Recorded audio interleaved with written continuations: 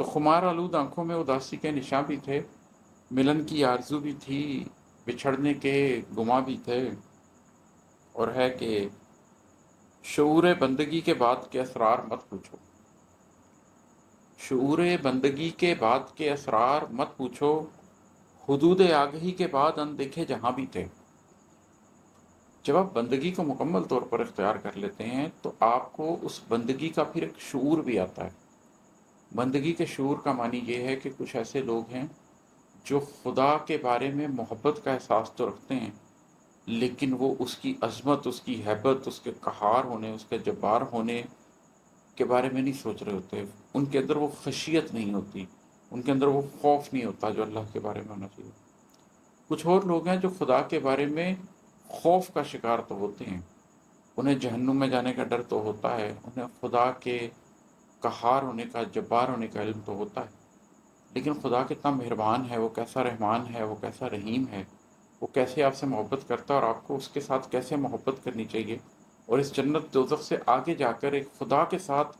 تعلق بھی استوار کرنا چاہیے، اس کو نہیں پا سکتے۔ اور یہ ایک بڑا ڈیلیکیٹ بیلنس ہے، بڑا سٹل بیلنس ہے، اس لیے کہ اگر آپ ولی اللہ بننا چاہتے ہیں، جو کہ ہر مسلمان کو ہونا چاہیے، تو اس کے لیے ضروری ہے کہ آپ اللہ کے دوست ہوں،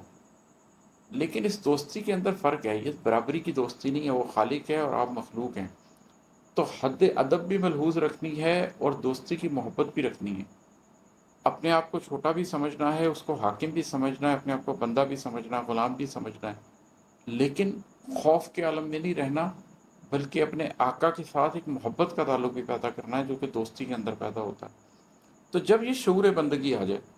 جب آپ کو یہ سمجھ آ جائے کہ میرا مقام کیا ہے اور میرا رب کون ہے اور ہمارے درمیان وہ رشتے کی ڈیلیکیسی کیا ہے، اس ڈیلیکیٹ جگہ کے اوپر آپ اس رشتے کو نبھانے لگ جائیں، تو شعور بندگی کے بعد کے اسرار مت پوچھو، اس کے بعد جو اسرار آپ کے اوپر کھلتے ہیں، حدود آگہی کے بعد اندیکھے جہاں بھی تھے۔ اس کا مطلب ہے کہ شعور بندگی کے بعد سب سے پہلے جو چیز آپ کو حاصل ہوتی ہے وہ شعور آگہی ہے، وہ حدود آگہی ہے، کہ آپ کو معلوم ہوتا ہے کہ آپ کے سکنے کی حدود کیا ہیں، آپ کہاں تک جا سکتے ہیں۔ کیونکہ جو سب سے پہلا علم کسی انسان کو حاصل ہونا چاہیے وہ علم یہ ہے کہ وہ کیا جان سکتا ہے اور کیا نہیں جان سکتا، ہماری حدود علم کیا ہیں، ہماری حدود آگہی کیا ہیں۔ ایتھسٹ بیٹھ کر یہ ڈیبیٹ کر رہے ہوتے ہیں کہ اللہ کو کس نے بنایا،